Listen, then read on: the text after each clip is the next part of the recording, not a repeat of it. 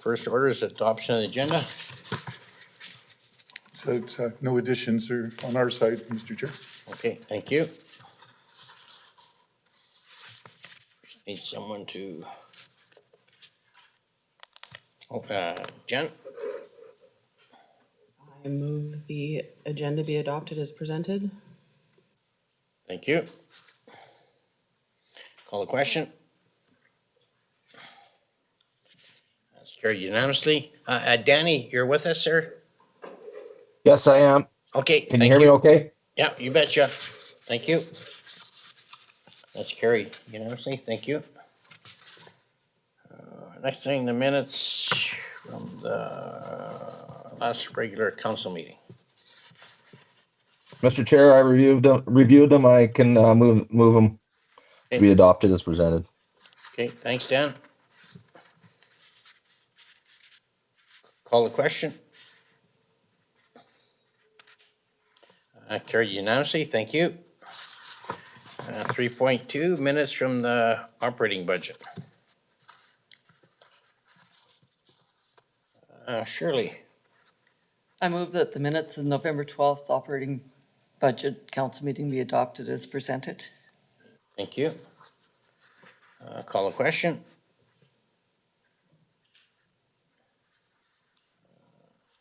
Carried unanimously. Thank you. 3.3, minutes for our special council meeting.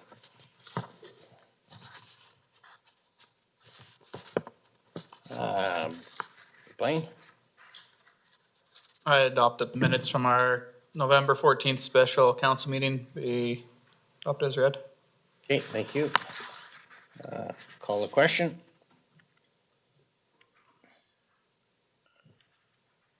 Carried unanimously. Thank you.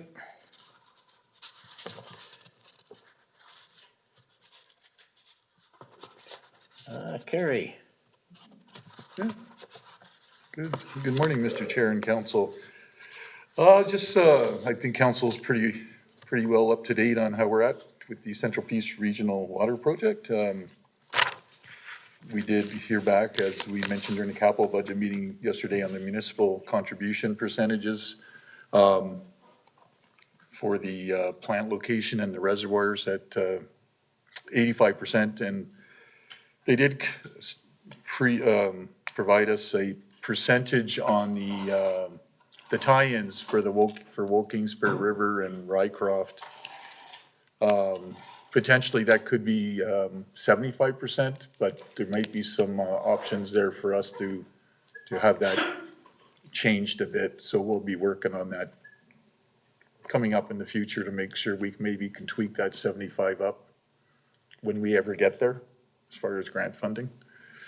And they do still seem, our feedback is they're committed to continue funding it at whatever pace the government's budget will handle, provincial budget.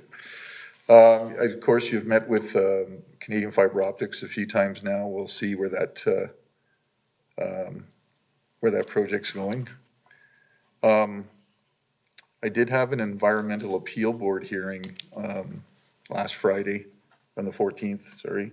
And I'm waiting for some feedback from Alberta Environment and Protected Areas on that appeal board hearing. It's held in closed session. I can't talk about it. It's restricted information, but I anticipate to receive something that I can then bring forward to council to discuss in closed session. At that point, when I receive I'm anticipating some type of correspondence very soon, or early December. We'll see if that shakes out that way. And I can update council on where that's at.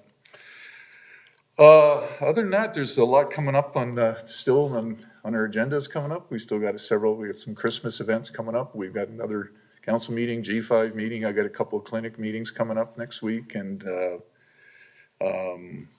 I think a CPREM meeting this Thursday night, the Central Peace Regional Emergency Management, and a couple clinic. I got the Part 9 Water Collab meeting, the Part 9 meeting coming up next week. Yeah, lots going on still our open house coming up, and a lot of events still, G5 meeting. So we're still staff Christmas party as well. So quite a few events still coming up. If you have any questions for the staff, let me know and they can answer your questions. Thank you. Shirley. Okay, Carrie, you mentioned yesterday at our capital budget meeting, looking at having some of our communities classified as hamlets. So, would that be Gordondale, Bonanza, Savannah, and Baytree? So I was kind of leaning, the comment I made was leaning towards like phase, I guess you might want to call it phase 6 or phase 5, depending on where we're at, is for the Central Peace Regional Water Project was to connect the 3 remaining water plants within our county, besides Woking. And currently the Water for Life funding does not allow for connecting non-urban water distribution systems or water treatment plants. So the way around that would be if the areas where our plants are currently located, if they could be designated as hamlets, and then it becomes like Woking. And then would be sort of eligible for the grant funding. And I think I'd have to clarify whether it'd be 85 or 75%, sort of what we're dealing with in the current project with connecting the town, the village, and Woking. So I did some research, and to designate a hamlet within our county, we need, we require 5 residences with people actually living in them within a recognized boundary, they call it, of what you would call, say, Bonanza or Savannah, like where would that circle be? And they have to be on a parcel of land, the 5, at least 5, of 0.48 acres or less, each house. So, I mean, you could build a 5-plex, and then within the boundaries of what you would say is Bonanza or Savannah, for instance. And you say you had a 5-plex with 5 people living in it, then you meet the minimum requirements of designating a hamlet. The smallest hamlet in Alberta right now is 58 people. It used to be 39, they had some growth. But in order to meet that, and I do have a motion from council to look at how developing housing in Bonanza and Savannah. So we looked at 4 units on 2-acre parcels. So it would be over that threshold of at least 5 on 0.48 acre parcels. So if we do get that housing, both of those communities would, Then we would apply Supposedly. and we would designate, there's a little bit of a process, but we would basically apply to say that we want to designate these 2 areas as officially as hamlets, like the hamlet of Savannah, the hamlet of Bonanza, for instance. But in any other part of the county would the same would apply. Oh, you have to have 1 commercial business within the boundary. So Bonanza has a Yes. store, so that would check that box.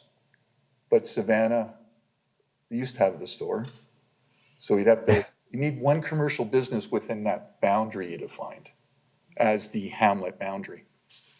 and how long does it Yes. take to do this? Is it long drawn out? Does No, it take a it's- year or it's- 2? It's really quick, Okay, but you need to meet at least Meet the those requirement. 2 basic requirements. so we need to have somebody take over the store in Savannah? And we need to build, and How we need, far of an area can you have? they didn't define that. It's not defined. Because there is businesses. They call Can I it a speak? recognized boundary. Isn't there a trapper that's skinning coyotes close by? So there's basically, those are the 2 primary requirements. Is those two in particular? You need, like Baytree probably already qualified. Yeah, I was just gonna say, Yeah, well, yeah, Baytree would qualify for sure. So is that, No, Right no, now, sorry, yeah, the housing part's the problem maybe. You know, the 5 under, on 0.48 acres or less. 5 think you residents. already, I think there would there be. is. Oh, there might be? Yeah. Within a Oh, boundary. yeah. Yeah, So you could Yes. probably be, yeah, we'd have to do just some quick research, but Bay Tree probably is already qualified. and Bay Tree And being being it's a- hooked to Bonanza, would that not qualify it going to the Bonanza plant? I'd have to check on that. Because it would have a hamlet that plant is servicing. Yeah. Yeah, I actually have never been involved in creating a hamlet before. I did my research a bit on it. So there's probably a little more research required just to make sure got all the check marks and ducks are in order and on the final process involved to designate anywhere in the county as a hamlet. Okay, But sorry, those are I the basic rules. I think Danny was trying to say something. Danny, were you trying to say something? Well, about the same as what Councillor Hingley was saying. Bay Tree is probably already primed to be done as a hamlet. I'm just concerned would it wouldn't affect any residential taxes or any of that assessment around there if you change it from what their status now to a hamlet, because that could be a good one to for Kerry to try. The main thing with designating a hamlet, it has no impact on anything, like as you're mentioning, Councillor Roy. The main reason you would consider designating a hamlet would, it opens up eligibility for grants. Exactly. Yeah. And that's why the government's put some rules around it, so that it would sort of, I was gonna research something else. Transportation has a rule around size of hamlets, and I have to research that a bit. But it's primarily for access to grant funding. Because it's kind of considered a small urban at that point. Well, I can make a motion that you can to research about for Bay Tree, as it already has industrial zoned. I think Bonanza does as well, and I'm not sure if Savannah has zoned industrial there yet. But I mean, there is some good options there for Bay Tree to maybe make it a hamlet and so we can apply for different grants for it, and which would help all the county, of course. So if I can make a motion for administration to research. Do you guys want to add in some other areas, Bonanza, Savannah, and Bay Tree, or do all three? Yeah, that Yeah. sounds good. Yep, I think so. Okay. Just to research or bring back information on creating a hamlets for Bay Tree, Bonanza, and Savannah. You might need a little time for this, Kerry, so I don't know if you can get it into the next meeting. So, Yeah, no, I think probably New Year's good. okay. Some time You to, guys pick a meeting. Pick a meeting. I mean, I could bring it to December 9th, but I would like to research it a little more thoroughly still. So being that Bonanza and Bay Tree are 90-some% hooked already to a plot, we should be able to almost even recapture some of them costs back, maybe through some kind of a government grant. But I mean, I guess looking forward, it'll just help for sure for any grants we can apply for.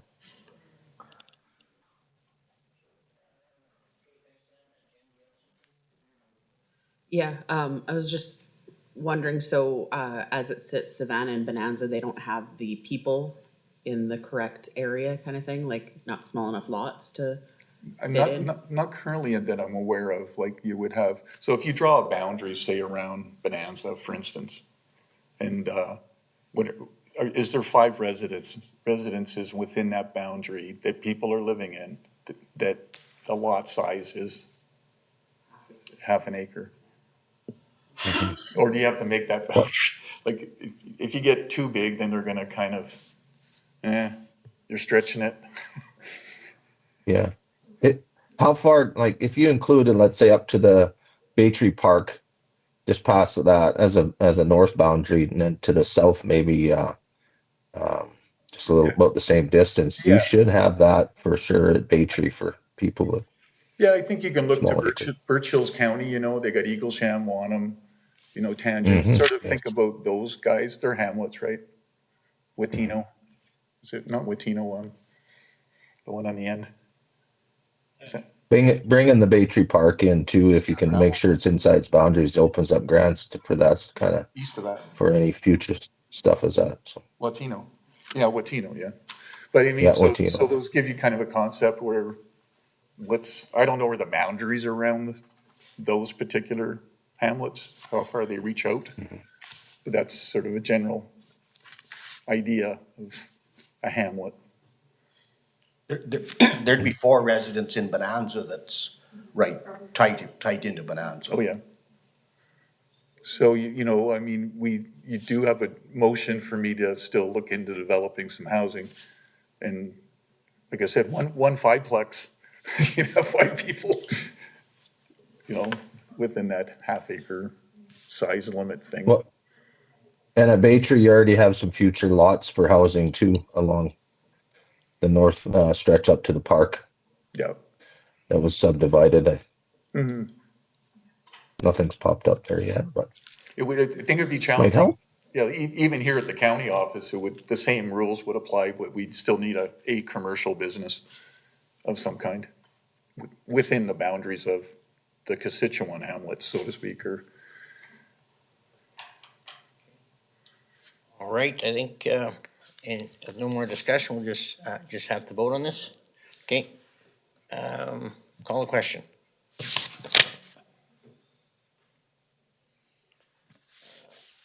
Carried unanimously, thank you. Anybody else got any questions for staff or?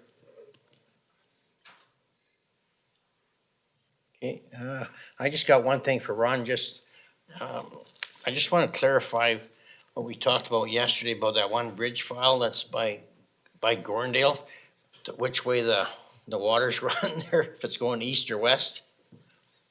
I'm just,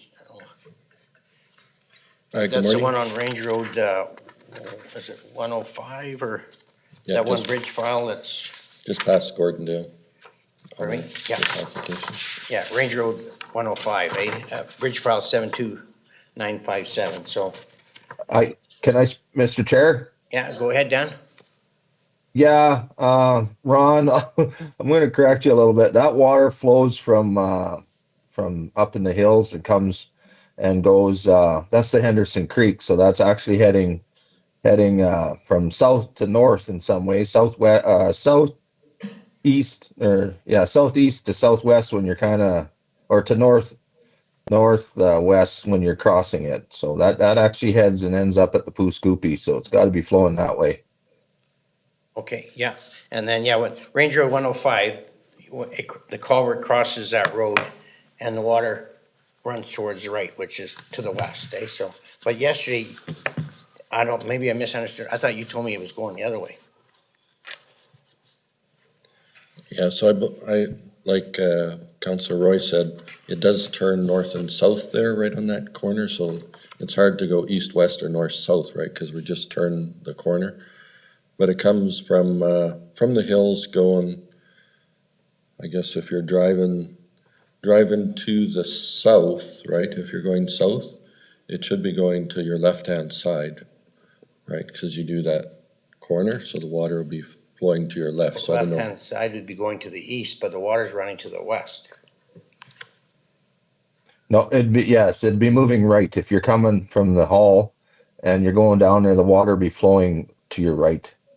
To your right. There's the Beaver Dam to the west of that road, and it's backing up the water to the culvert, so, and the next road on, that's 105, so it must be Ranger 104, there's also a culvert there, but you can tell, like Danny says, the water starts to the southeast and it ends up in the Poo Scoopy, so I just wanna make sure, like when I looked at it the other day, like most of the creeks here all run northeast, but that one's going the other direction, so just to clarify that with everybody, just so we know, And I don't, like the pictures that we've seen in there, you said they were taken last summer? You took some, or you said you looked at the culvert last summer, or? Yes, I did look at that.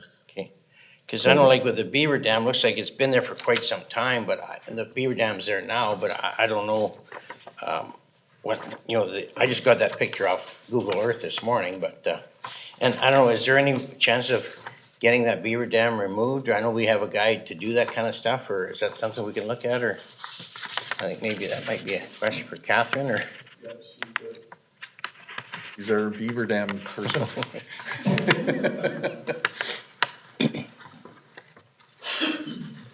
Hi, so, yeah, we can definitely have a look at that and, get those. First, he would come trap the beavers and then typically we would remove the dam with our own equipment. Because the ideal thing for this right now would be just to walk a small hole in there, open up the dam so the water can run to the west before it freezes, like it's gonna start freezing up pretty quick, but And I think the issue there, and I think we spoke about it briefly before, was whether it's on private land, on the map, it shows it's at least, leased land or it's a something. green thing, so it's someone's grazing lease, it looks like. I think it's Dave's grazing lease is what it looks like on the map, right? So, I know it can be, you gotta get permission yeah. Access the land. and stuff, right? Yeah, we can look Okay. into that. All right, that's all that I had. Okay, if not, I guess if someone wants to move the report from Kerry. Shirley, I'll move that we accept the CEO report as presented. okay, thank you. Call the question. That's carried, thank you. We got a delegation at 10, but we got some time to roll here.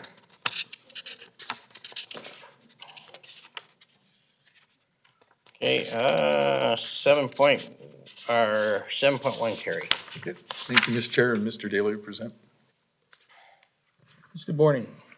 So at the November 10th regular council meeting, the motion was to propose amendments to policy 8070 to the security system grant to expand the guidelines so it would cover up to $500 of the setup cost of a high-speed internet for county residents, retroactive to January 1st, 2024, regardless if they've already applied for the camera grant. So attached to this RFD is a draft of amended policy 8070.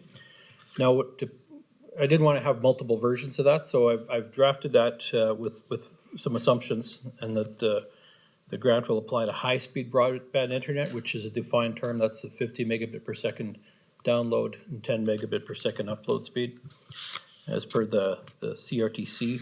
Unlimited data and streaming capability. So high-speed right now in the county would mean either fiber optic or Starlink is such a service that provides that. Assumption number 2 is that the proposed grant would be to county homeowners who reside outside of the planned fiber optic service area, the underserved area. And we have that map, so we would be able to tell that whether they are or not. And assumption 3 would be the retroactive date would be meant to extend eligibility to homeowners who reside outside that area who have already installed high-speed broadband internet on or after January 1st, 2024, and who can produce receipts. Oh, and the final assumption was that the proposed one-time grant was up to $500, and it was to cover the cost of hardware and or installation required for that, rather than monthly service premiums. And so option 1 would be as is. If there's anything there that we'd like to amend, then we would come back with another draft at a future council meeting. Thank you. Okay, thanks, Bryce. Jen, Maybe let Danny go first. I see you just turned off. Yeah. Yeah, I was gonna say, Mr. Chair, I like what they did there with the policy, and I would move option 1. okay, thank you.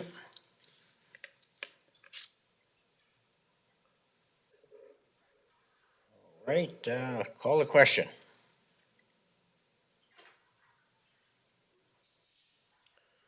It's carried unanimously, thank you.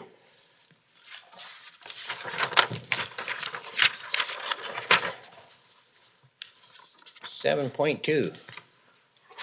All right, thank you, Mr. Chair. So administration's bringing back the master rate bylaw for the change to the childcare subsidy rate. So we're bringing it forward today to see if council would consider giving all three readings. For the new councilors, to do three readings in one meeting, you need a separate motion to move to third reading, and it has to be unanimous. Otherwise, we'll have to bring it back to the next meeting, if you do first and second today. And there's only one change in the master rates bylaw, and it's on basically the first page of the schedule, where under category C, administration, the childcare subsidy changing from 250 to 310, and the max from 420 to 520. So just looking for council to consider giving readings to the master rates bylaw today. And just let council know, whenever we bring the master rates bylaw back for any changes, our administrative team does review the entire bylaw to see if there's any other rates we might suggest for changing. And we didn't have any further recommendations today besides the childcare. Thank you. Thanks, Gary. Anybody? Mr. Chair, Oh, yeah, go ahead, Dan. I can move first reading. Okay, thank you. All right, we got on there, call a question. That's carried unanimously, thank you.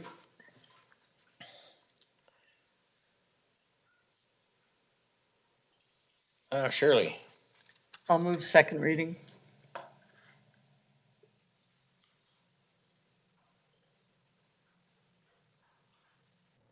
okay, I'll call the question. That's also carried. Anybody wanna? Jen? I'll move the third reading. Okay, thank you. That consideration for a third reading be given. All right, call the question. That's also carried unanimously, thank you.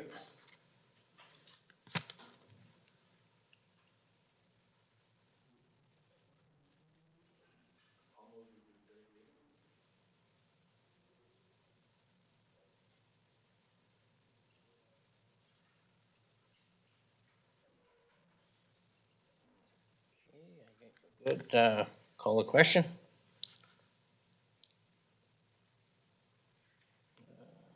That's also carried unanimously, thank you, guys.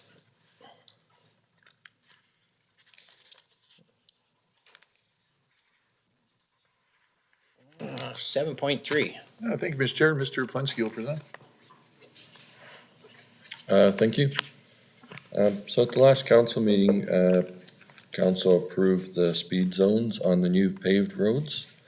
In the attached general traffic bylaw, we added township 791 to 50 kilometers an hour. We didn't add the other ones at 80 kilometer an hour as you don't need to do a 80 kilometer an hour in the Traffic Act. All roads are 80 kilometers an hour, but we did sign it so people do see the pavement is at 80. Okay, so we're looking to see if council would like to give first reading to the amended general traffic bylaw. Thank you. Thanks, Sean.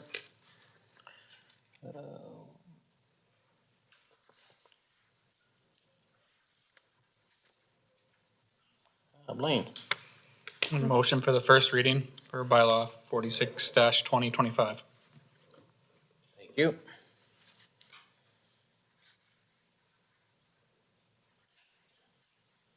Okay, call a question. Carried unanimously, thank you. Mr. Chair, I can move second reading. Okay, thanks, Dan.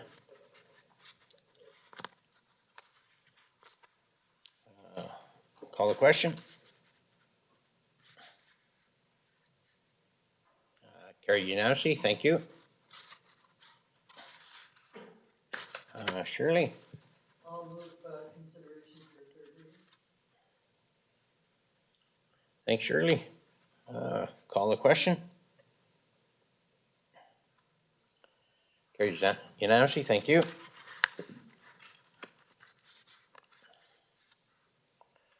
Jen, I'll move the third reading.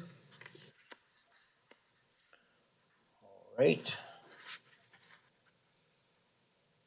Call the question. Carried unanimously, thank you. 7.4. Yeah, thank you, Mr. Chair. Mr. Plansky will present. Thank you. So at the November 10th meeting, Derek Stone came in, an owner of some land in the county, and requested the county to consider upgrading Range Road 71, which is a piece of non-maintained road, but has an existing bit of grade on it. And council asked us to do an estimate for that. It was a little difficult to see. There was some snow cover on it when I looked at it, but you could see there was an existing grade. There was some trees starting to grow on the ditches, and I'm assuming grass and some ruts on the road. We put a quick estimate together, so if we were to build it in-house with some of our own equipment and hired equipment, build the 800 meters of road, it'd be approximately $150,000. We did also confirm from a previous motion and some discussion with a landowner on the east side of the road that he would like the road not necessarily upgraded, but he would like maintenance on that road, and that was from a previous motion as well that council asked us to investigate with the landowner in Southwest 36787, and that was Robert Peacock. So we did that. So the cost estimate is $150,000. Looking to see if council wants to add that to the budget or wants to advise the landowner to apply for a PW 25 to upgrade it, so he would contribute his share or accept it for information. Thank you. Okay, thanks, Ron.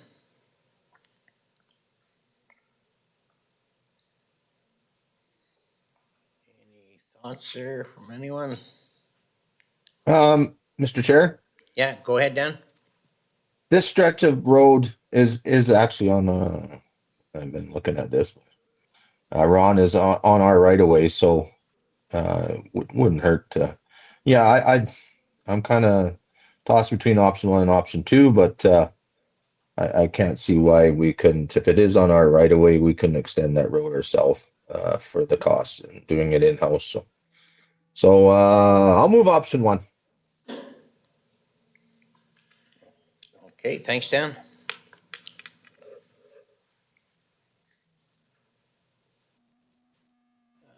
Shirley. I'm like Dan, I'm a little torn on this. Where do we draw the line on when PW 25 comes in?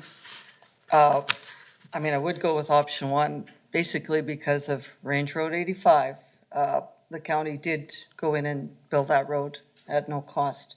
So I support option 1. But it may cause issues further down the road with other people that want the county to totally build roads.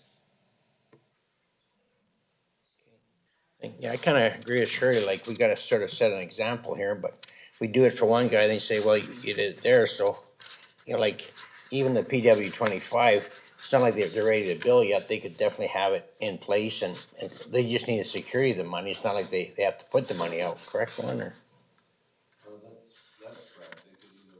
Mr. Chair?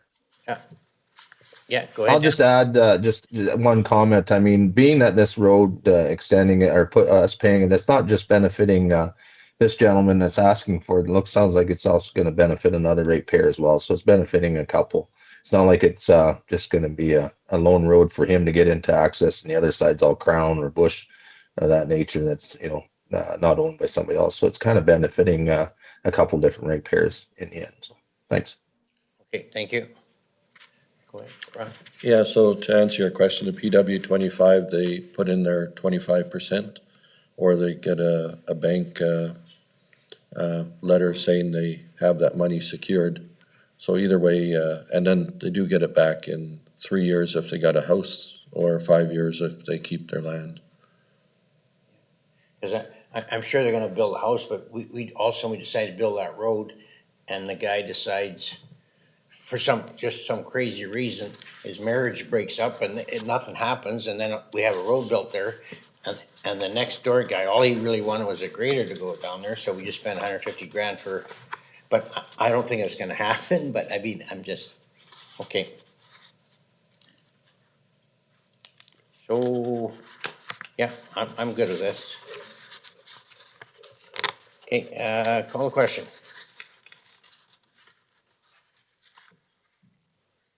It's carried unanimously, thank you.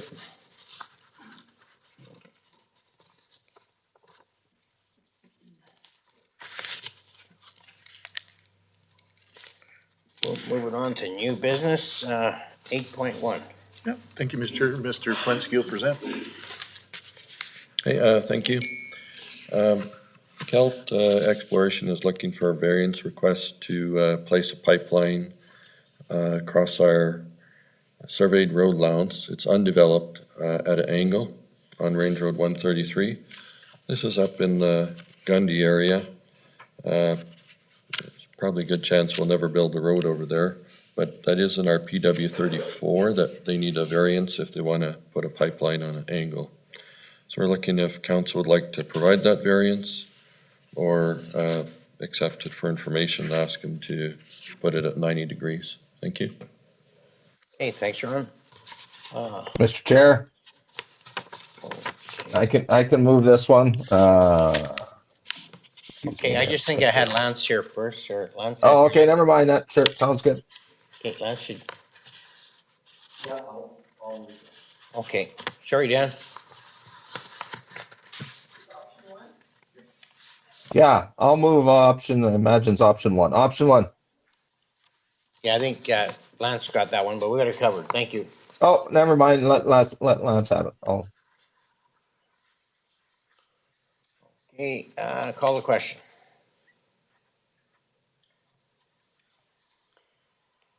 That's carried unanimously, thank you.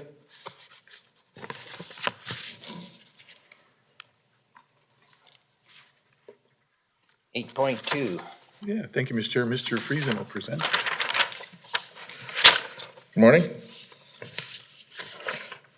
So I'm presenting the October 2025 monthly budget variance report. This will be, barring any changes or requests from council, this will be the last report for the 2025 budget year. The next time you'll hear about 2025 will be when we present our financial statements in the new year after the audit, barring any changes. So,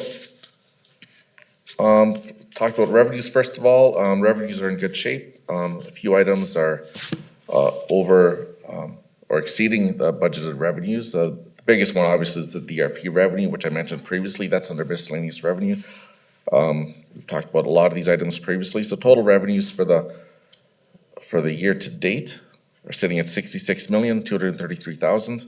Net revenues are $56,595,000. Expenses for the year, just to follow up on what was discussed yesterday in the capital budget briefly, is the amounts in the remaining in budget column, those funds, anything that's unspent in the 2025 budget will be transferred back to reserves at the end of the fiscal year. So if you look down that column, you'll see all those numbers in there for the remaining in budget column.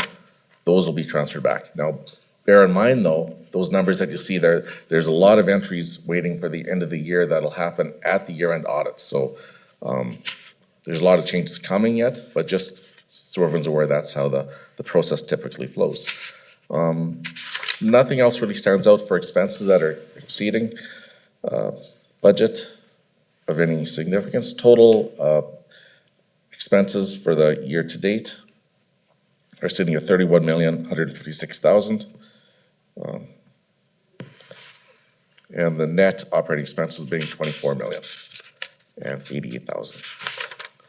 Next page is our financial report by function. Once again, as I mentioned previously, these are the same numbers, just presented by function or by cost center. When you slice it a little differently like this, you see a few other the cost centers that are exceeding revenues. For example, engineering is over revenued budget by 256%, and that's just mostly due to that DRP revenue that was also mentioned previously. When you look at expenses by cost center, once again, all the cost centers are right in line with budget, so we're progressing quite well there. Okay, on the capital side, most of the projects on this list now are near completion. Any projects that are not completed by the end of the year, as mentioned yesterday, again, will be carried over into the 2026 budget year. Basically, all the projects are pretty well. Nothing has really exceeded budget on the capital side either. Anything significantly exceeding budget is not listed, so there's nothing really there. The total year-to-date capital expenses so far, $43,0388. That's prior to any grants that are included in this number as well. All right, any questions on the report? Just to let council know, when on these monthly financial reports, this one says to October 31st, that's actually any bills that we've actually processed and paid by October 31st. It doesn't include maybe some other bills from September and October that haven't got through in the mail yet. So it's an estimate in a sense, right? It's just the actual expenses and revenues that have been booked by October 31st. That's why year end, John was mentioning we usually take about 6 weeks approximately after December 31st to actually wrap up year end. There's a lot of bills still coming in and all kinds of stuff like that. I move option 1. All right. Any discussion? If not, I'll call the question. Carried unanimously, thank you. 8.3. All right, thank you, Mr. Chair. So the Dawson Creek Minor Hockey Association, looks like they're U7, I guess, is that under 7? Yeah. Having a little hockey tournament on January 24 and 25. They're looking to see if council would consider a financial donation or a donate an item to sponsor their Minor Hockey Association home hockey tournament. And I believe it's our first ever request from this organization. I don't recall this one before. As for your consideration, thank you, Mr. Chair. Hey, thanks, Kerry. Blaine. This one is kind of a little bit on the wrong side, turns me the wrong way anyways. We have kids in our community that could be playing in Savannah and aren't, and they were asked to come to our tournament in Savannah and said it was too far away and didn't want to. So for me, I'm against giving them, even though our kids are going there to play in their tournament, but that's just my side of it. Okay, thanks, Blaine.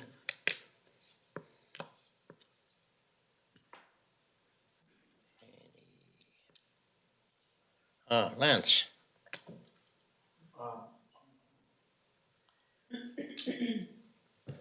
No, I think what Blaine was saying there goes a little bit both ways. There is kids in the area that go to Dawson Creek School just because of the distance.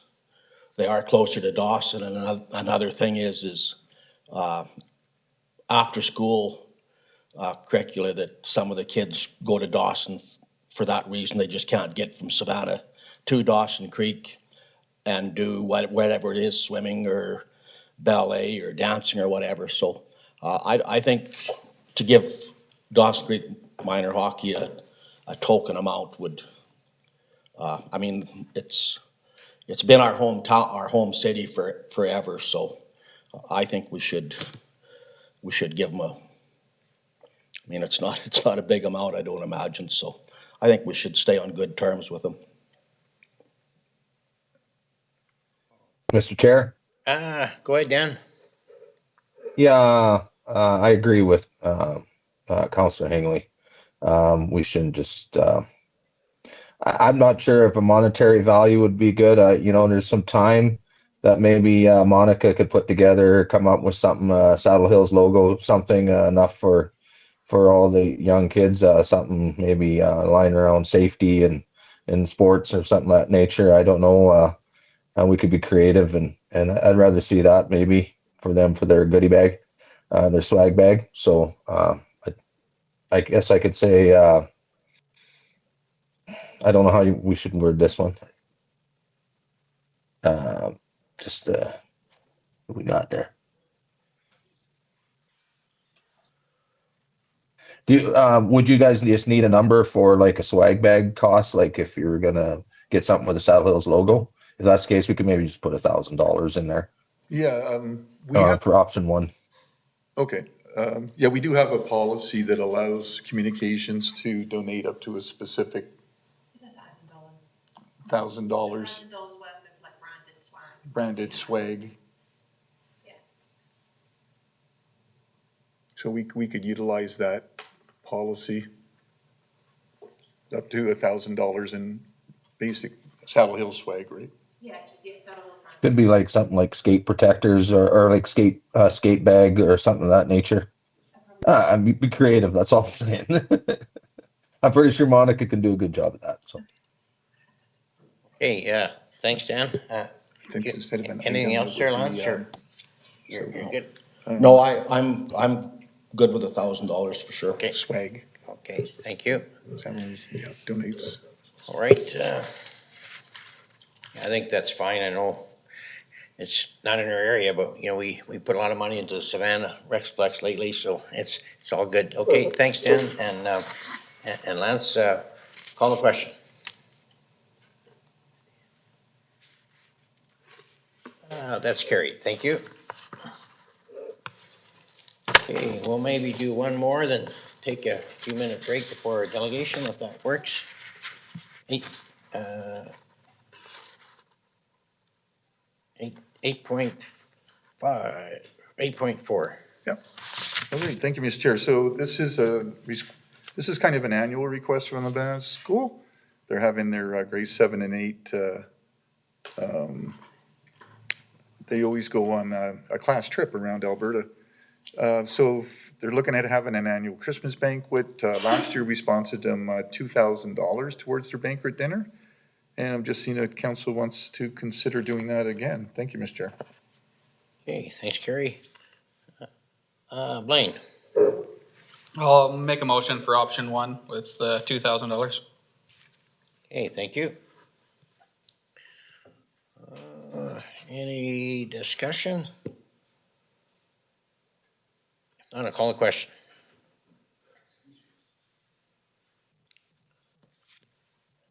That's carried unanimously. All right, we'll just take a few minute break. That delegation is they're online. Okay. Okay. We'll come back in a few minutes.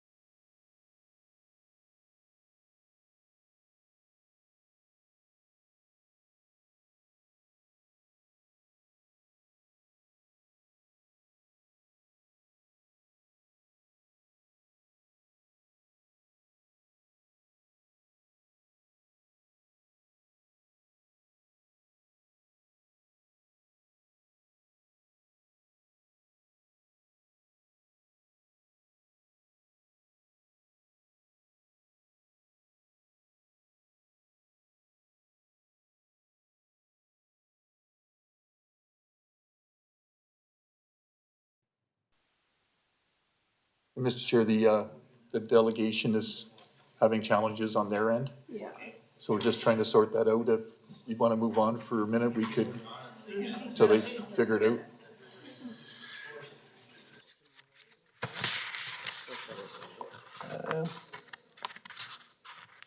Because we're still on, maybe Councilor Fletcher. Okay, guys, we're back here and we're on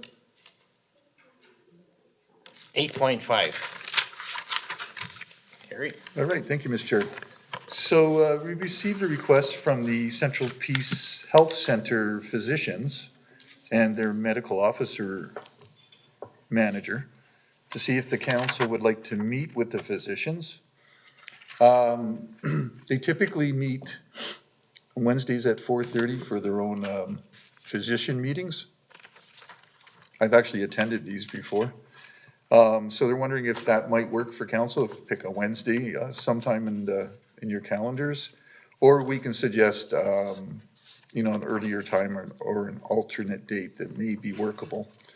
I do know that this is their typical meeting time weekly. So I was just looking for council's direction on that. They did request to meet with the Central Peace Medical Services Corporation as well, and I already replied back to that, and I've got them penciled in as a delegation for that committee meeting already. So just a meeting, the first meeting is what I'm looking for council's direction on. Thank you. Okay, thanks, Gary. Jen? I don't know how long it's expected to take, but we have the G5 at 5:30 on Wednesday the 3rd. If we could just meet them a little earlier than 4:30, maybe we could kind of, group that together.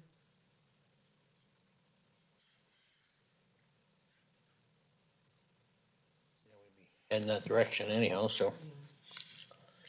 If that-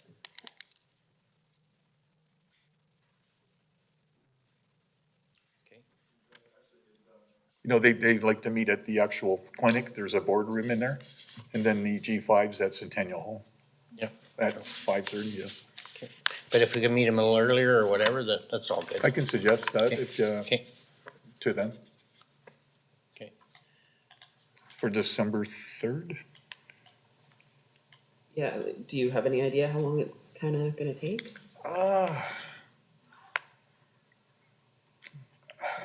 I know in previous meetings I had with them, it depends on if you stay on topic or not. If you stay on a topic, then you can accomplish it fairly quickly, but that'll be the whole point of it is, I believe just in, because they said here to discuss new physician attraction. So if they can stick to that one topic, you could, it shouldn't be an issue. We said Unless you get into 4. mental health and all these other kinds of things. But Because I think it has to do with, I believe it has to do with space accommodation within the clinic. So it shouldn't be, I already have some ideas, and also their office manager has some ideas if they want to look at recruiting 2 additional physicians. So So can we say December 3rd at 4, subject to? we can suggest that. Their availability? Yeah. Okay. I don't know when their appointments end, when they see patients, what's the cutoff typically or whatever. But you can suggest an earlier time. That's what she said in her email here. Yeah.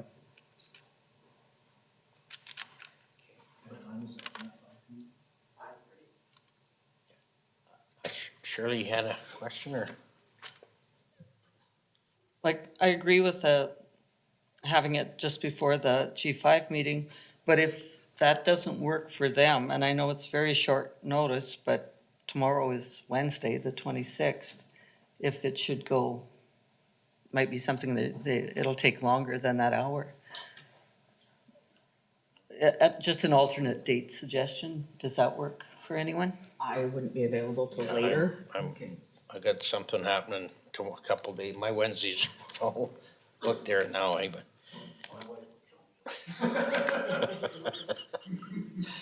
Okay, scrap that idea. Okay.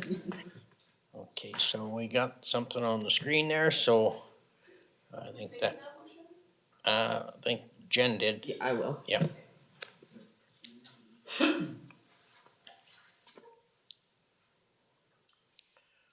Right, if no more discussion, I'll call the question.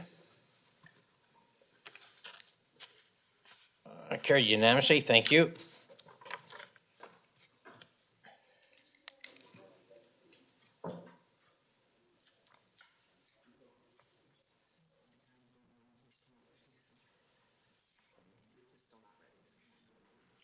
Okay, 9.1. All right, thank you, Mr. Chair. So for returning council and new councilors, we have this policy 8008, policy criteria. And this particular policy was developed, I think, about 8 or 9 years ago. And what it basically summarize it is that after an election, council would review all of the county policies within the first year after the election. So we have about 129 policies right now, which would mean I would bring probably 6, 7, or 8 policies per meeting to review with council over the next year. Just to get through them all before end of next October. So one of the suggestions I had was we can continue with that process, or maybe council would consider having like a policy review session in the new year.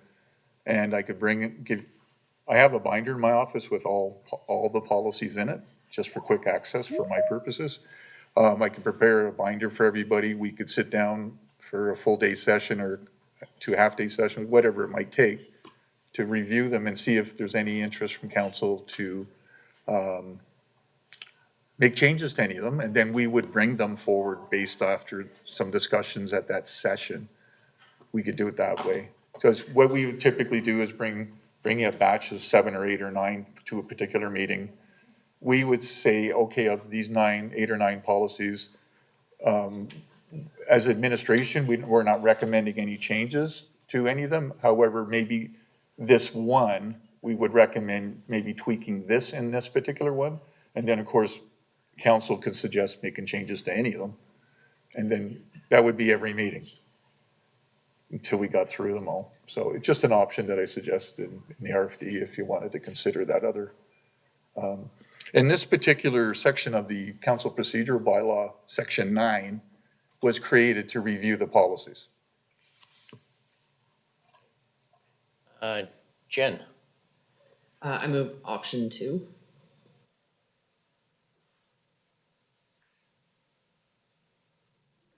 For the policy review session instead of a couple at a time.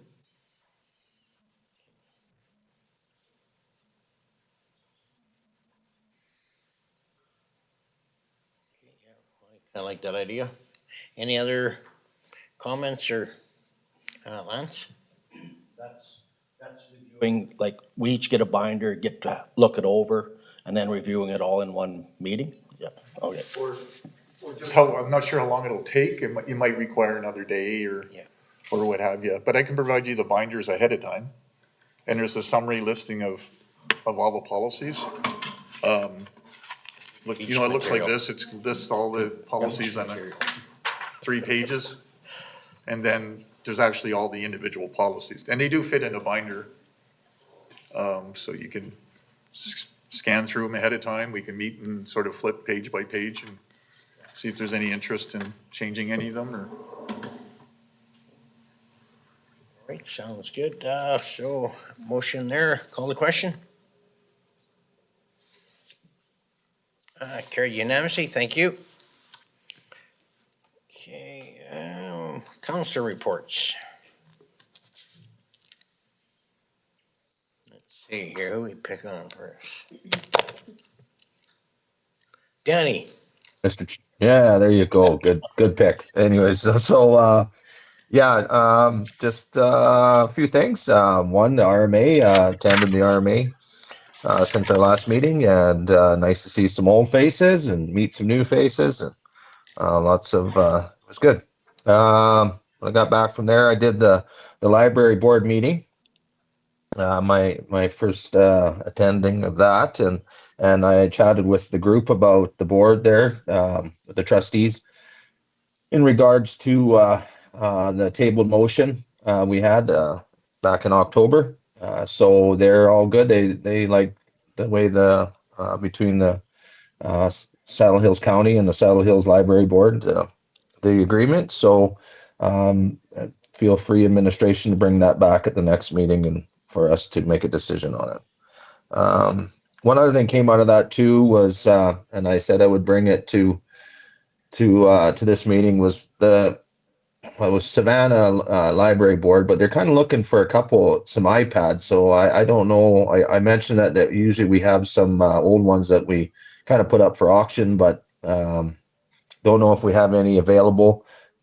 There's 3 libraries. I just thought maybe we could just, if we don't have any old ones, new ones, we probably get a decent deal on them. I would say maybe I'd like to make a motion to, I don't know if we should do it in a grant, just a one-time grant or something for iPads for each of for the library boards, 3 of them, and then they can purchase them and then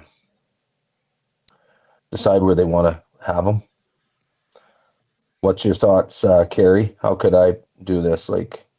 I can check with our IT department on any surplus. I know we just had our surplus auction, but I can see Yeah. what may be available. We do keep a spare or 2 for council members. Okay. I'll have to check with them and see what is maybe still around Sure.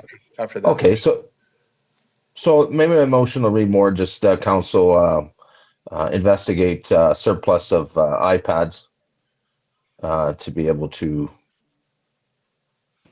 donate to the Saddle Hills Library Board.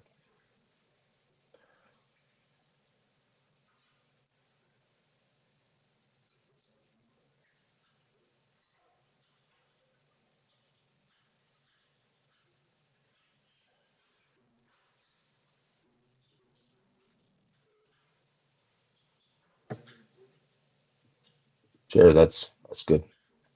Mr. Chair, once that's done, you can.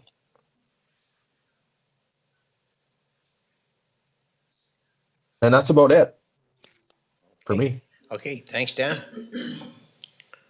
Okay, any discussions? If not, I'll call the question.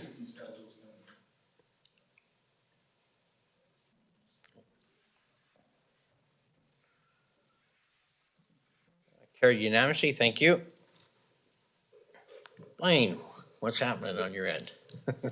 Everything's looking good. Haven't had any complaints or anything to discuss, so business as usual. Okay. Lance, what do you know? Not that much. No, I got a customer in, I guess it's 7A, or a ratepayer in 7A, that's concerned about when he's gonna get hooked up for water. So, I'll just follow up, and I gotta get him an answer back, obviously. He's kind of at the end of the line, but, I'm gonna be working on that. I'm gonna try and get the update on when he's actually scheduled to be hooked up, and I'll report back to him. Other than that, not too much. The roads in Bonanza are in reasonably good shape. There was a water pumping operation there for a rig, frac. They were on and off the road a little bit, but I don't think it's anything that one grader pass can't fix. But no, everything else is, or at least no other complaints or anything, so I guess that's good. Okay, Shirley. Okay, I met with some members of the South Peace Regional Archives Society. I'm not sure what their last name is there. And the one thing they did mention is they do provide secure storage, air-conditioned climate controlled for any important documents that Saddle Hills County might have. There is a fee for that. We do donate a substantial amount to them. They did mention that the MD of Spirit River, I believe, or it could have been the town, is using their services, and they charge them about $12,000 a year for that. And I think we gave them $30,000, if I remember correctly, of a grant. So I'm thinking it wouldn't cost us anything extra if we do have sensitive historical documents that we do want to preserve. So I don't know if that is something the county is interested in, or if we even have documents that go back far enough that would require that kind of protection.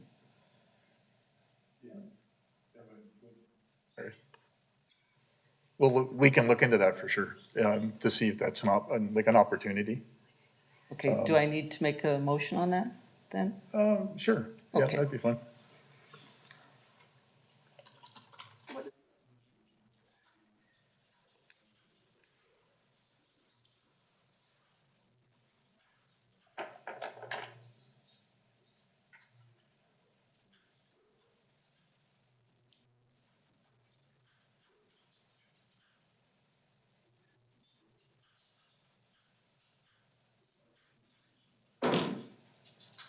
What did they call themselves? They don't just store historical documents, do they? Like, they would store all of their documents? Yeah, they would, like it doesn't, but if they're not historical, does it matter?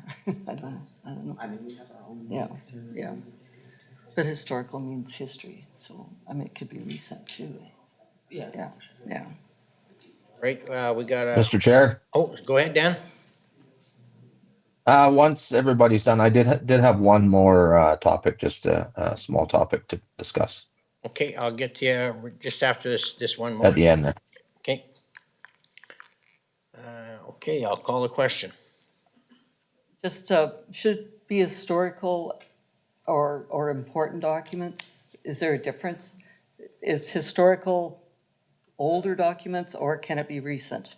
It's interesting, because when Monica first started with the county, she was in records management. She actually looked through a lot of boxes and rooms in this building, and she actually scanned quite a bit into our computer system. We have bylaws going back to the creation of the county, and minutes and motions and you name it. But she came across quite a few documents, so, but so those ones are more governance type documents or municipal governance documents. So they wouldn't be historical / we might have some documents that are just interesting historical things in some of our storage rooms, because we do have. We have some, There are some, yeah. So is historical the best word to use, or should we add something else? You could say maybe, you could say either county or municipal historical documents or others, or they might be in our possession that are of interest, like other historical related Or maybe documents that we have. any historical or other documents would that cover it? Yes, yeah, Okay. that's good.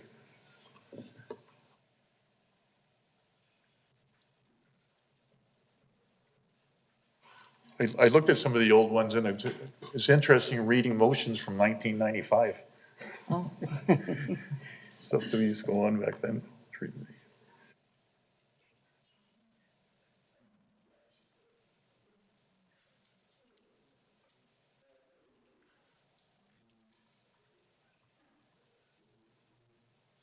I guess it could be and other documents rather than or.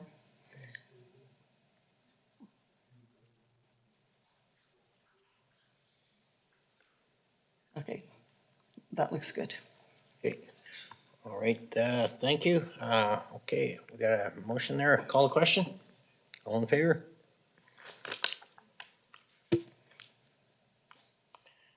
Carried unanimously, thank you. Dan? I have Oh, sorry. one other thing. One of my ratepayers contacted me and said they had 7 dogs show up in their yard. And they were wondering about what the county could do about it. And I had to tell them that we do not have any animal control bylaws in this county, so really there is nothing. If they have livestock, they can shoot all 7 dogs if they want. But I think it's something that Saddle Hills County should look at, is having an animal control bylaw. My feeling is because we're basically rural, and this did come up with the last council and was defeated, I'll just full disclosure. Basically, dogs at large, dogs causing damage and dangerous dogs, that's all we need. I don't think we need to look at leash bylaws, numbers of dogs, or anything like that. Just something to, give our ratepayers some recourse when all of a sudden these dogs show up in their property. I don't think people will be calling if it's a one-time thing. I think people normally would only call if it's recurring more often than not, or if when this pack of 7 dogs shows up in their property, they happen to kill their own dogs or injure their own dogs. But I feel we should have something, and animal control is a municipal responsibility, and that falls on us. And I actually, just quickly this morning, looked at this. The RMA has domestic animals, measures to protect municipalities from liability. So I'm not certain if we just totally ignored the problem, if that wouldn't be leaving the municipality open for liability if something does happen. So I would like to make a motion for administration to look into,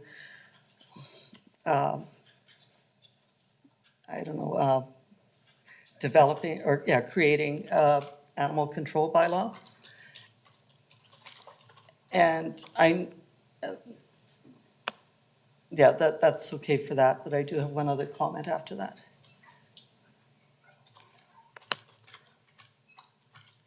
Do you want a future council meeting? Yes, the future.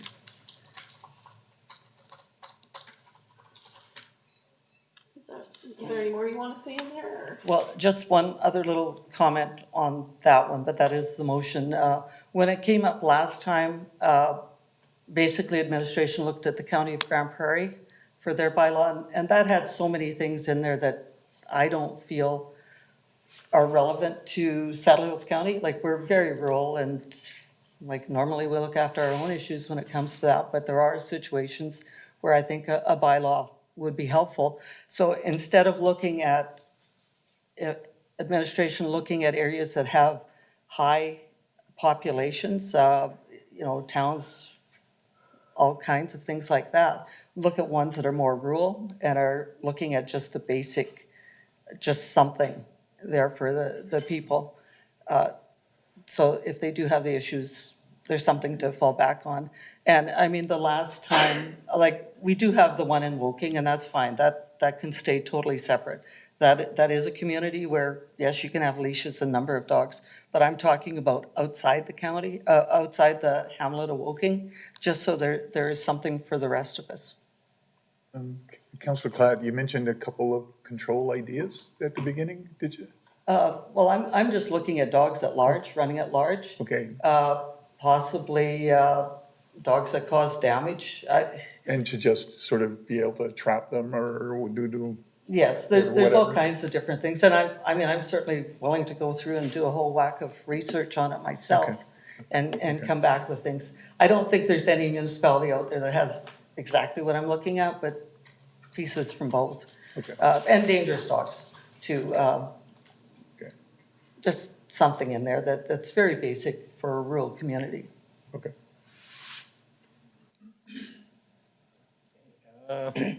Lance, did you have something on this, or before we?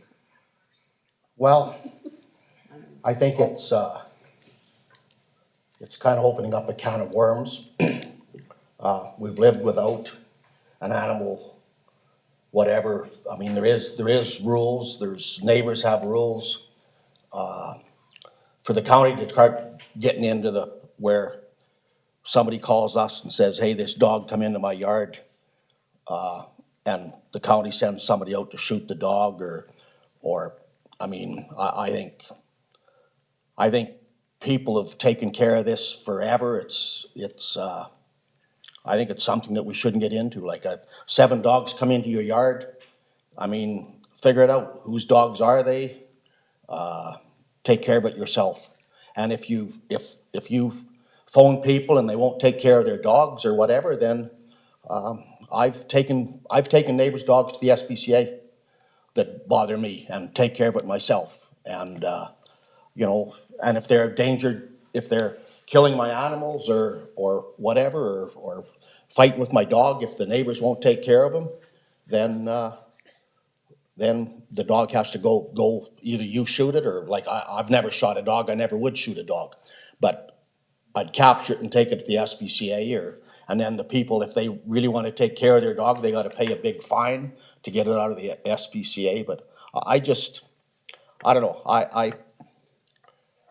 I know when somebody says, "Hey, I got a dog problem here," you know, it's kind of like, to me, it's kind of like a kid riding a motorcycle on the side roads. They're not really supposed to, but do we really want to start policing all that stuff and have I don't know, less free society? I don't know. I think dogs are something that people should be able to take care of them themselves. That's just my opinion. Thanks, Lance. Jen, you had something? A couple of things. Rising from that, I know in my area there's been lots of dogs running. There's a few that come to my place often, but they don't cause any issues, so it's not a problem. There is one dog that's repeatedly running around, and he goes to other people's houses and makes their dogs join and run, and so they've had to actually get rid of their dog because they can't keep it home. I obviously wouldn't advocate for just shooting dogs because we've called the bylaw officer and they are at our property. I would say there should be some kind of, you know, if it's a repeated offense, you know, a fine or whatever. But I'm assuming your policy wasn't or your motion isn't advocating for shooting dogs, right? But that would be my thought. I do support this motion with obviously some discretion by the bylaw officers. But I was going to suggest for this motion that maybe it's worded somehow to exclude Woking in this, since they have their own policy already. At least that's my understanding.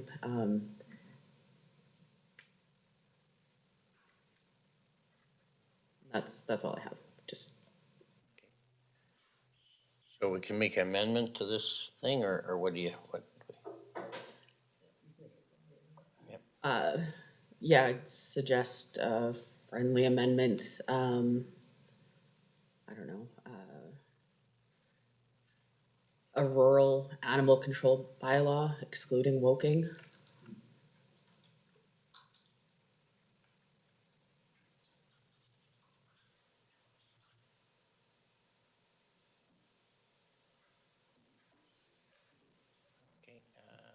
Okay, I just had a couple things. I know that when I was at council before, we had the problems with the dogs, and it's but back then it was more like a pack of wolves is what was running around. And I know we had the same problem on our farm years ago. Neighbors' dogs, there was 5 of them, pit bulls that come out, and I had to shoot 2 of my elk because they broke their legs and they're chasing them like wolves out there. So, you know, if we have at least a policy, we can hopefully deal with it. We don't want like shooting dogs, but let's deal with it right. But there's not everybody's following the same procedure. They're not like Carson, but okay, that's Mr. Chair? yeah, go ahead. Yeah, I know this came to us in past council meetings, and I don't know, I'm kind of like with Lance a little bit. We've been how many moons of not dealing with it, not having to worry about it, and just deal with it. You know, calling your neighbor, either a 3-strike policy, and there's no more dog. So yeah, this is tough, and I'm gonna not support it. Just I think that individuals should be able to be neighborly enough to deal with the issues of a dog and that I think once putting bylaws and us stick, it just creates a little bit more issues for the county. So, but yeah, I'm against it. Okay, Thank you. Shirley? Okay, legally here in Alberta, the only way you can shoot someone else's dog that's on your property is under the Stray Animals Act. And you have to have livestock for that to apply. So I don't know as a municipality that we want to be encouraging people to break the law. And if you are picking up someone else's dog, and we don't have a bylaw here about stray animals, would it be considered theft? And could you personally be liable then for it? I don't know on that. I'm just thinking there should be something that, now in my mind, I'm thinking if there's 1 or 2 calls a year, that's probably all we're going to get, because people will continue to look after their own problems. But there are people that don't own guns out in this county and really don't want to break the law. And even if they do have the livestock, they, like Lance, he says he won't shoot somebody else's dog. But they are causing an issue. And like Jen mentioned, there's this pack of dogs going around, and other people that are trying to keep their animals at home all of a sudden have to give up an animal because of the pack mentality, where the dog just joins in. And then not only do you have these stray animals, you now have to get rid of your own dog. So, and it is a municipal government responsibility that, or a government of Alberta responsibility that has been downloaded to municipalities. So I think it would be good to have something on the books, just whether it's used or not. But if it is an issue, at least it is there for the people. And if dogs come in like this pack of 7, they didn't attack this person's dogs because they kept their dogs inside. But if they had attacked them, they really have no recourse. Like, we should have something that holds people liable for their actions of their dogs. And that's my feelings on it. Mr. Chair? Yeah, okay, go ahead, Dan.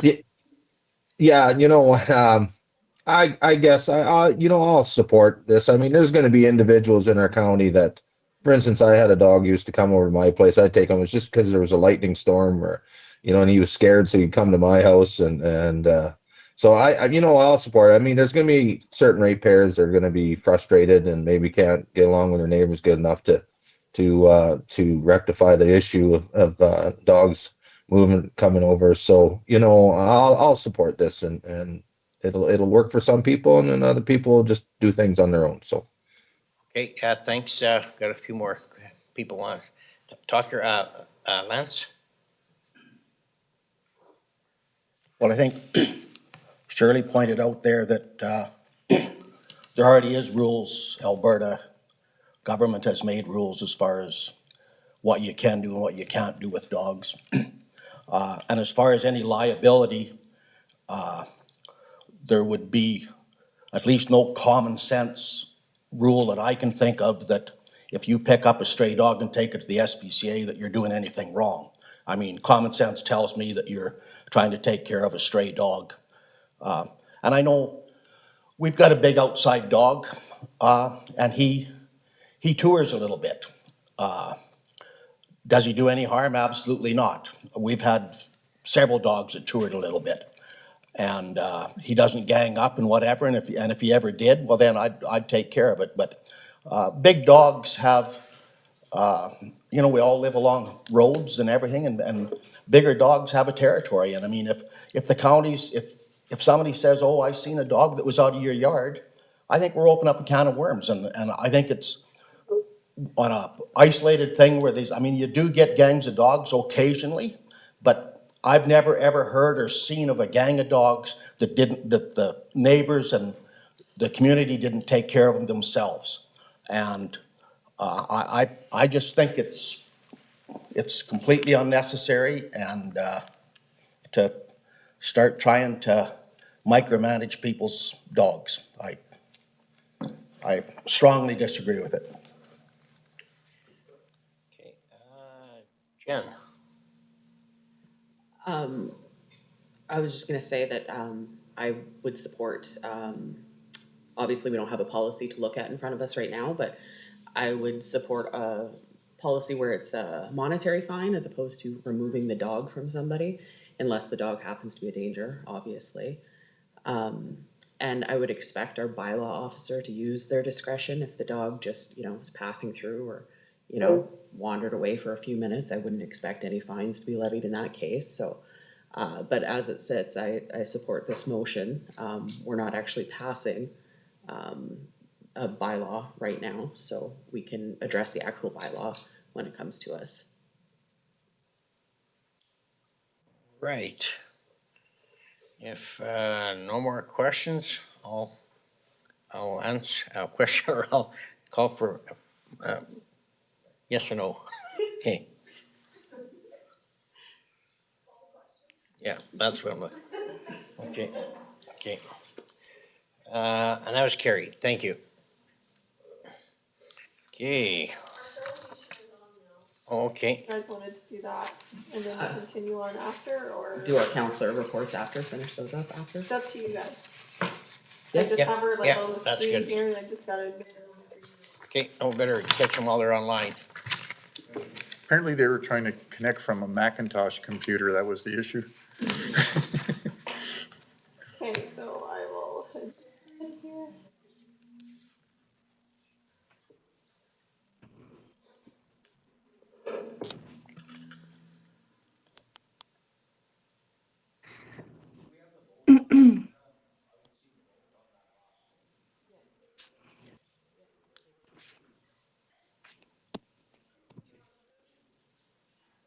Yeah, okay. Okay, good morning, Jessica, can you hear us? Hi. Yes, good morning. Can you hear me? Yeah, you bet. Perfect. The only thing I realize is of course, I can't share my screen with the presentation just because I'm logged in with my phone. Oh, perfect. Then I can follow along, hopefully, with that.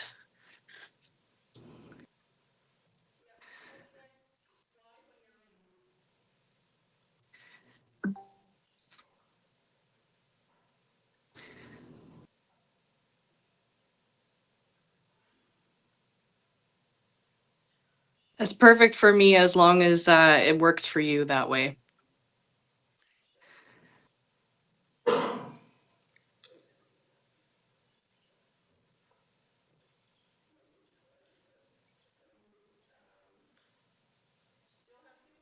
To present. Yep, I'm ready. I can start. Just let me know if you'd like me to begin.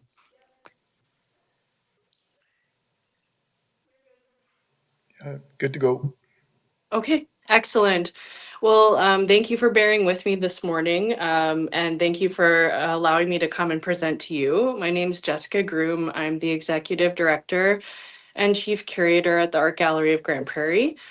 I've only been in the position 2 years, a little over 2 years now, and so now that I've been in my role for a little bit of time, I'm starting to reach out to surrounding municipal districts and counties just to try to give you a little update about the AGGP.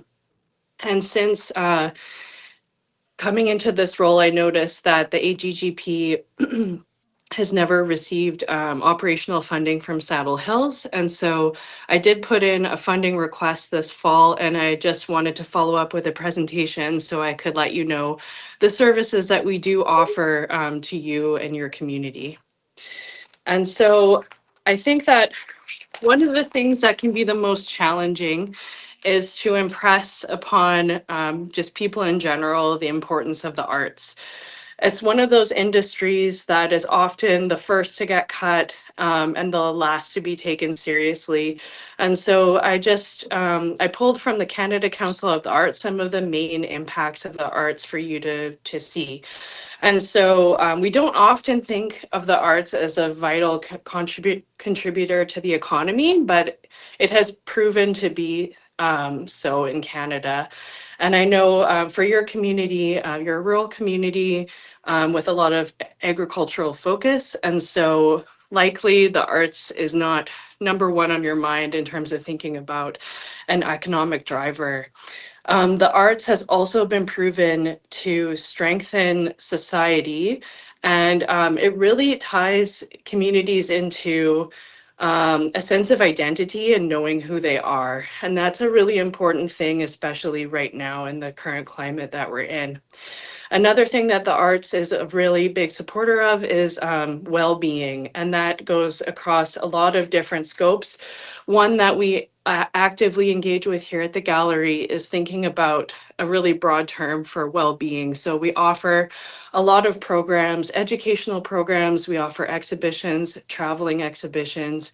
We really try to meet people where they're at and offer multifaceted ways for people to engage and benefit from the arts.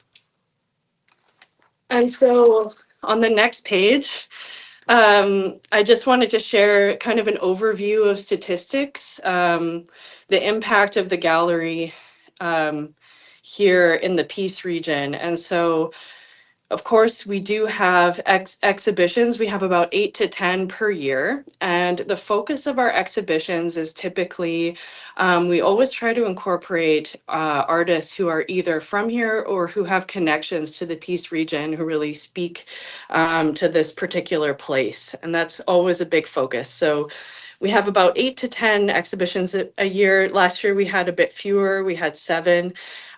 We have we're home of the Alberta Fine Arts Trex Northwest Division. And so that's a traveling exhibition program that has been offered through the Alberta Foundation of the Arts since the 80s. And so that means that we offer exhibitions that travel into surrounding communities around Grand Prairie. And Saddle Hills would be one of those communities that we would be able to, that is in our range and that we would like to offer our services to. We also offer a range of educational programming.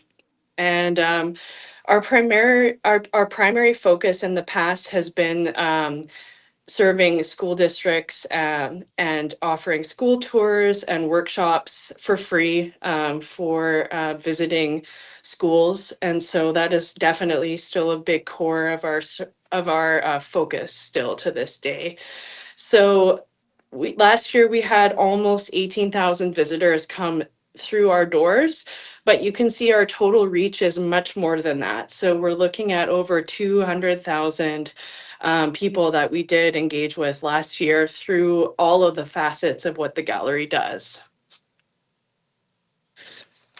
And so, like I said, the main facets of what we do encompass exhibitions, so those that we host in-house here at the gallery, our traveling exhibitions, which is Trex, our permanent collection, which has about 850 artworks in it, mostly from local artists. And of course, our educational programs and our partnerships.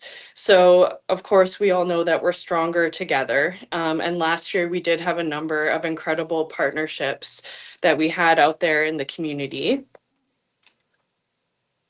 And so some of the ways that we were able to partner last year was with Northwestern Polytechnic. We were working with them on a 2-year program for an Indigenous curatorial mentorship opportunity.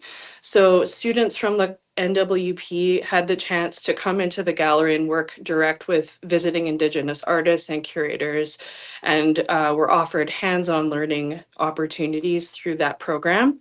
We also collaborated with the City of Grand Prairie and Grantberg Gallery in support of the National Aboriginal Hockey Championship with a Paint a Puck project. And that actually turned into a fundraiser with funds that ended up supporting the Grand Prairie Friendship Center. And then another amazing collaboration that we have is the Northern Alberta Print Residency, and that's through the Traveling Exhibition Program. And so artists from this region are chosen to partake in a residency in Edmonton, and they get to learn how to use printmaking facilities there for about a month. And then they're also offered an exhibition through our Trex program. And I should say that that's a paid opportunity. So artists are supported by the gallery with about $4,000 towards that. Plus, they receive also an artist fee honorarium for the exhibition that they do. We partnered again with the Grand Prairie Friendship Center to present the Faceless Doll Project. And that was an exhibition here that was comprised of, in the end, 215 sewn dolls made by community members. That was in memory of the murdered Indigenous children in Kamloops. And so community members came together here to create the dolls that were then shown in the gallery. And then they actually, the project continued, and the Grand Prairie Friendship Center has built a permanent monument in their healing garden that displays the dolls. That was just launched in September this year. And then every year, we partner with other local creative facilities like the Center for Creative Arts or the Grand Prairie Public Library to host a month of programming for Alberta Culture Days. And these are free programs offered to community members to come and create artwork or go on a tour or participate in our exhibitions in some way. At the gallery, it's always different. And then annually as well, we also participate in the International Day for Persons with Disabilities, which is an event that's sparked by the city of Grand Prairie, and there's always many collaborators. And just to give a little bit of an overview of the exhibitions that we had last year, again, thinking about the fact that we do keep in mind our region and place, and we do try to promote exhibitions with local content. So the first exhibition last year was called Land Breaths, a Treaty 8 exhibition. And that was in commemoration of the 125th anniversary of Treaty 8. We then collaborated with Northwestern Polytechnic to host a student exhibition in the gallery space a little bit later in the spring. And then during the summer, we installed Brenda Drainey Drink from the River exhibition. And this was an exhibition that was traveling from the Power Plant Contemporary in Toronto. And so one of the amazing things about this gallery is that we are able to host exhibitions at the highest national standard because we do have a climate controlled facility. And so we are able to borrow any kind of exhibition. Some of you might remember in 2019, we hosted a Picasso show, and we wouldn't have been able to host that without the climate control facilities that we have. And so Brenda Drainey is an Indigenous artist from Northern Alberta, and we were really happy to have her show here.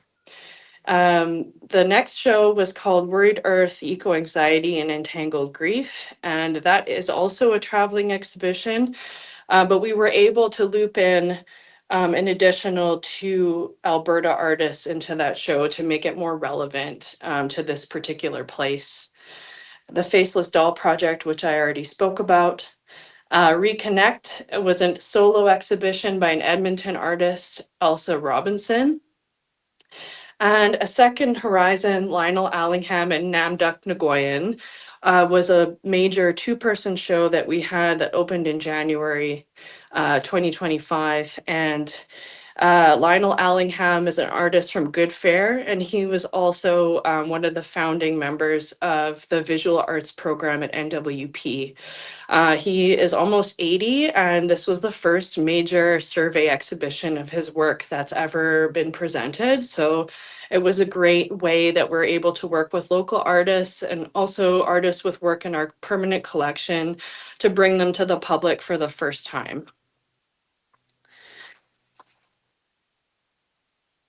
And another big part of what we do is we always try to kind of extend the impact of our exhibitions through offering programming that goes along with it. So you'll see here, I won't go through all of them, but we did have a number of artist talks, panel discussions, and workshops that went alongside these exhibitions that were all completely free of charge to community members.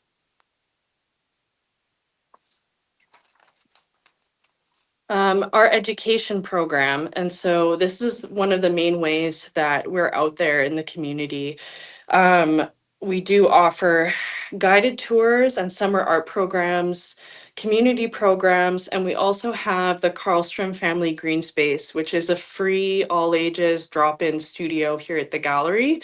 It's always stocked with art supplies and kind of prompts where people can come in anytime and just hunker down and make different artworks based on the craft materials and art supplies that we have available.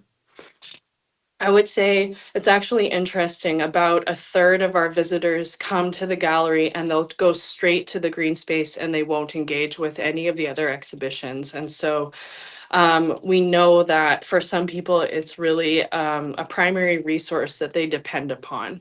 And it being free, there's almost nothing else out there for families, I would say, other than parks or the library, where people have access to this kind of a space. And so you'll see I did mention the County of Grand Prairie in the education section, and that's because, as you'll see a little bit later in the presentation, we did try to reach out to a couple of different facilities in Saddle Hills in the fall, just to let them know that we were here and to try to engage them, but we were not successful with that. And so I've used the County of Grand Prairie here as just kind of an example of what could be possible if we're able to successfully build a relationship and let folks in Saddle Hills know that we're here. And so you'll see that a lot of schools in the County of Grand Prairie depend on the gallery to offer free programming. And for a number of 418 students that we were able to reach from 10 different schools in just the month of May is a pretty amazing number. And so again, we've just got highlights on our educational programming. So and using the county as an example. So you can see that the Karlstrom Family Green Space had almost 4,000 guests, and that art program participants, we had almost 2,000, and we distributed 11,240 creativity kits into the community. Creativity kits are something that was cooked up during the pandemic, and what they are is that they're free takeaway art projects that we always have here at the gallery. They're usually based on themes of the exhibitions that we have on view. And we also deliver them directly into schools and community centers. And we also have been working out different deals with different organizations to mail the creativity kits out as well. So that's a great way for communities who aren't right in the city of Grand Prairie to be able to experience some of the programming we have available. And our TREX program, which I've gone over a little bit already, so I won't belabor the point, but it is a pretty amazing program. So last year, there were 23 exhibitions circulated throughout Northwestern Alberta from our TREX program. And you can see as well that the curator also makes sure to include a lot of local artists. So 12 of the artists included were from the Peace region, and with over 100 artists from Alberta represented. And on the next page, you'll see the reach of TREX and also just a little description of some of the organizations we did reach out to in the fall, just to let them know that we're here. I thought it was a little bit funny that on the map here of the range of TREX, Saddle Hills definitely isn't represented very well, although it is part of our catchment area. And so again, we're just hoping that we can offer some services to you and hope that it's loved by your community. So similar to our education program, TREX also offers programming in addition to the traveling exhibitions that they present. And so you can see that they offer workshops here at the gallery and also out in the community. And so several of them also occurred in schools where artists would come right into classrooms with a project and work with students for hours to create different artworks together. So it's another amazing resource that would be available to you in your community. The permanent collection, as I've touched on a little bit, does have over 850 mostly local artworks represented. And a big project that we're going to be working on next year is digitizing the permanent collection so that it's searchable on our website. So that means that it will be open to the public as well as other institutions to see what we have here and get to understand the richness of the cultural heritage that we house here at the Art Gallery of Grande Prairie. So we are actually about to experience a temporary closure. The city of Grande Prairie, we're tenants of the city of Grande Prairie in this building, and they're doing a major remediation project on the envelope of the building. So we're actually going to be without a gallery next year, but that doesn't mean that we're stopping what we're doing. So our education team will still be out there in the community. We're being very kindly supported by the Grande Prairie Museum. So we'll have their classroom space there to run programs out of. We are moving the permanent collection to the South Peace Regional Archives, and that's where we're going to be conducting our recataloging project of the permanent collection. And we're going to be partnering with NWP to bring back an artist residency program called Prairie North in the summer next year. And then we're slated to reopen in the fall of next year. So we'll have a big reopening event with 3 major exhibitions at the gallery. And hopefully we can kind of think together about what the future of the gallery holds and what our community needs now and try to adapt to those needs going forward. But at this time, we're just putting it out there. We're looking for unchanged support from our funders to be able to operate remotely next year without a building and to be able to come back stronger. And knowing that focusing on collections management and the health of the permanent collection as a resource for our cultural heritage in this community going forward. If we don't do it, nobody else will. There's nobody else in the rest of Alberta or Canada who are stewards of this collection. It's only us. And we are looking for new funding streams. So as should be no surprise across all different sectors, we're all feeling the crunch of inflation right now. And also just things like shipping have doubled or tripled in some instances. It's just harder and harder for us to deliver the amazing programming we do for free. And so we are looking for increased funding streams. And like I said, we're looking to strategies for reopening. So how can we let people know that we're there? How can we come back stronger? One of the things that we'll be working on is enhancing our membership program. So that's definitely something that's fallen by the wayside over the years.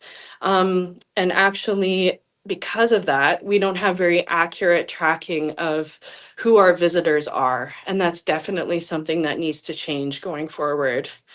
And again, we're stronger together. So we'll be prioritizing partnerships in the community. So next year, NWP will be collaborating again with the Grande Prairie Friendship Center, as well as the Grande Prairie Pride Society. And yeah, we are looking at our donation, going to a by donation model potentially, also as a way for kind of reiterating our value. And through that process, we can also hopefully keep better track of our visitors and where they're coming from. And so I did, like I said, put in a funding request for $10,000 towards our operating funding from Saddle Hills. I know that relationships take time to build, and I'm sure that there's lots that we can do just through being in communication to be able to be there for your community. And I'm just grateful for this opportunity to present, and I'm happy to answer any questions that you might have. Okay, yeah, thank you, Jessica. Council, anybody got any questions for? Okay, we'll discuss this and we'll. Yeah, Mr. Chair? Yeah, go ahead, Dan. Mr. Chair?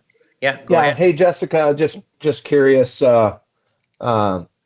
about, you said that, where you're at right now, they're gonna be doing some renos, so when do you expect to be back? Are you still gonna be going back to that same spot once the renovations are done? Yes, we will be. So the city is telling us that the renovation work will be done in the summer, but we have a little bit of a buffer zone. So our opening exhibitions open mid-October 2026. But we will definitely be back in the building. Okay, thank you. All right, thanks again, Jessica, and we'll get back to you. I appreciate your Perfect. presentation. Yes, thank you so much. Take care. Thank you.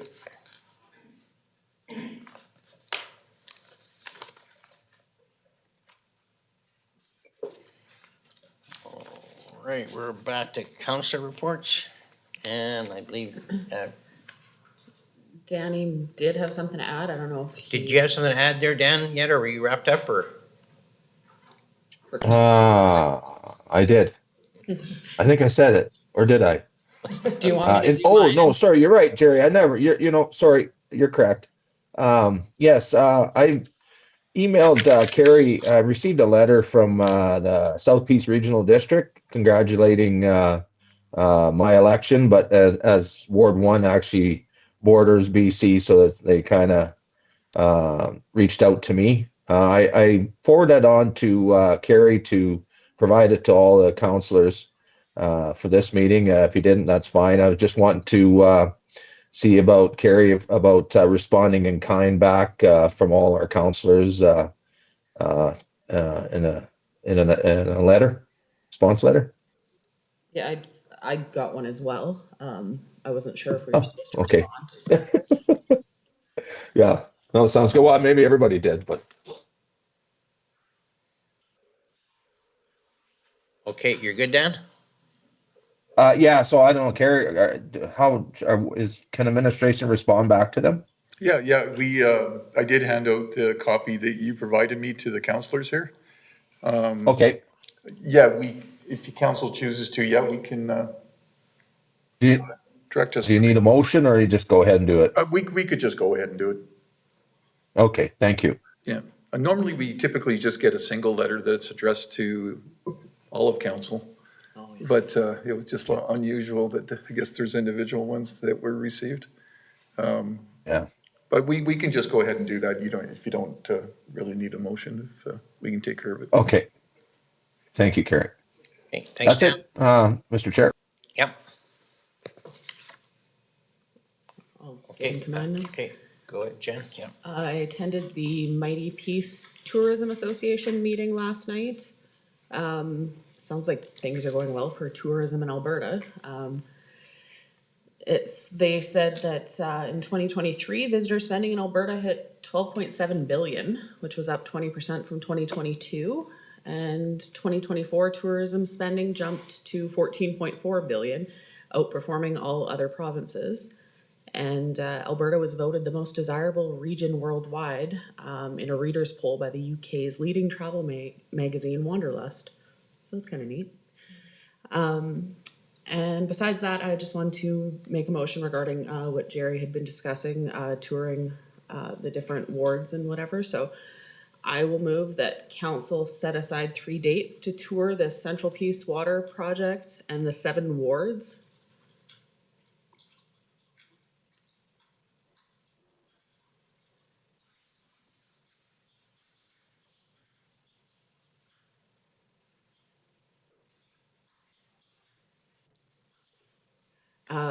With the first date being December 8th at 9 a.m. and the other 2 to be determined.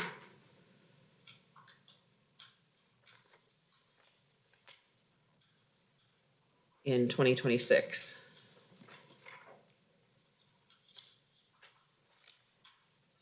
I'm not sure how that works on your end, Danny.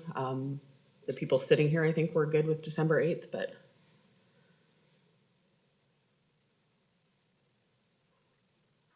Yeah, hi, Dan?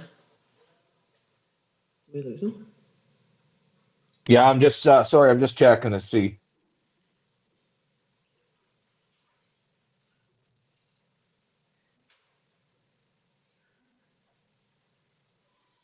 December 8th. It's a Monday. Yeah, that's fine with me. Yep. Okay, All right, that's my motion.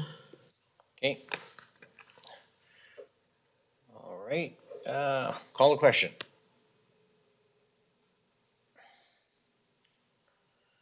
Carried unanimously, thank you. Anything else, Jen? Oh, Carrie, sure. Just to follow up to this motion, at the last collaboration meeting in June, I think, the 5 municipalities suggested touring the project together as well at some point. So the one on the 8th, we can just tour part of the county maybe, and then the following one, we could pick that, or should we just go to the? Like the water site sooner than later, wasn't it? So we should probably do that Okay. on the 8th. So that'll be on the 8th then, eh? Okay. That's it, Jen? Yep, okay. Okay, I didn't have too much, went to RMA like the rest of us. It was enjoyable. Nice to meet some of the new counselors in different counties and everything else, and the networking part, and I appreciate council and sending flowers to my wife and for her passing her sister. I appreciate that. They were really nice. They were up front of the hall, and a lot of people seen them, so really appreciate that. My residents in my area are really happy the water lines are progressing quickly and not much damage, and they're happy that they see lots of pipes sticking out of the ground, so. And besides that, I want to thank Carrie for bringing Caroline for the live entertainment at the RMA convention. Yeah. Can we book her again next year? Do we need a motion? Okay, I think that's that there for council reports. Is someone?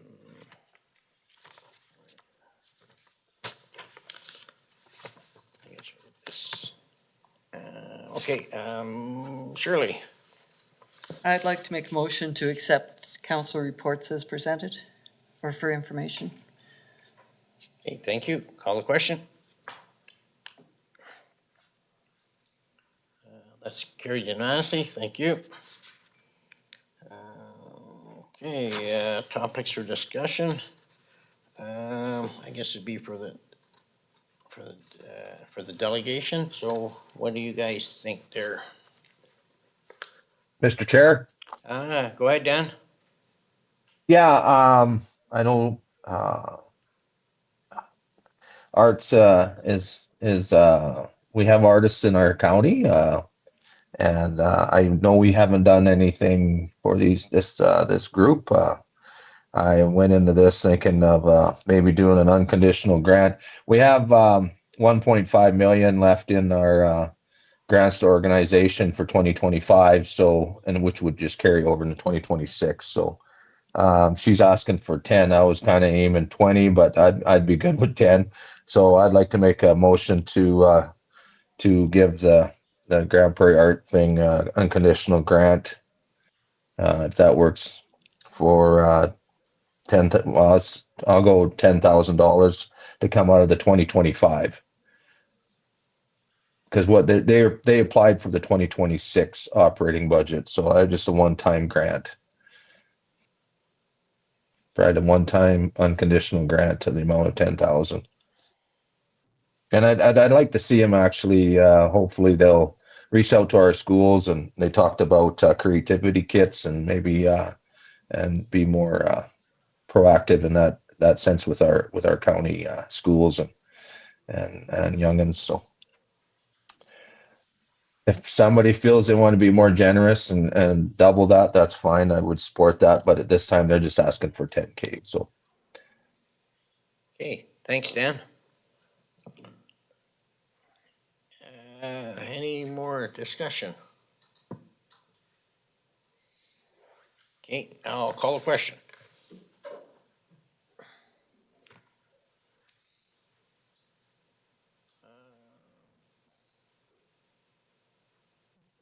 Let's defeat it, yeah.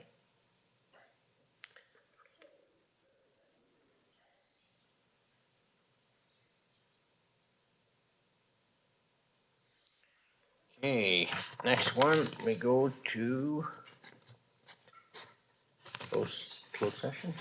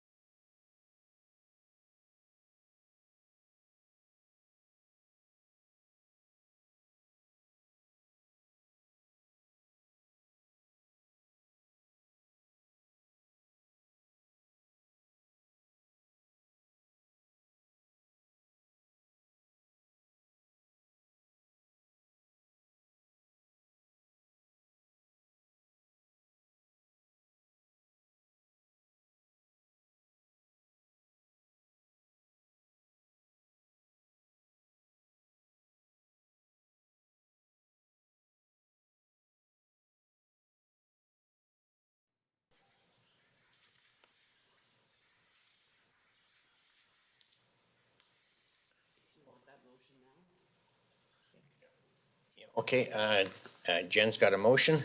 I move that we direct administration to proceed as discussed in closed session regarding the intermunicipal relations. Okay, all in favor? That's carried unanimously, thank you. Information items. Mr. Chair, Yeah, go ahead, Dan. well, if nobody has any questions, I will make a motion to accept information items for information. Okay, thank you.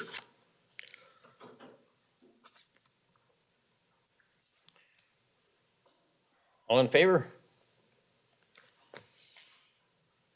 That's carried unanimously, thank you.